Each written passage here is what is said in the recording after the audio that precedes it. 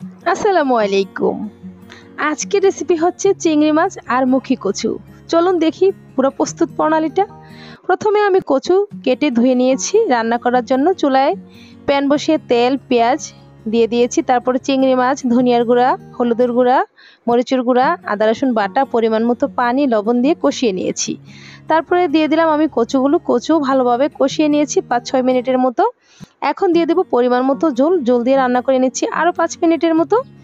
তরকারি কিন্তু প্রায় হয়ে গেছে। এখন দিয়ে দেব আমি ভাজা জিরার গুঁড়া আর কাঁচামরিচ। তরকারি হয়ে গেছে। কত সহজে রেসিপিটা করে নিয়েছি। প্রিয় দর্শক, দেখি হয়তো বুঝতে পেরেছেন। পুরোটা ভিডিও দেখতে চাইলে ইউটিউব চ্যানেল থেকে ঘুরে আসবেন। আসসালামু আলাইকুম।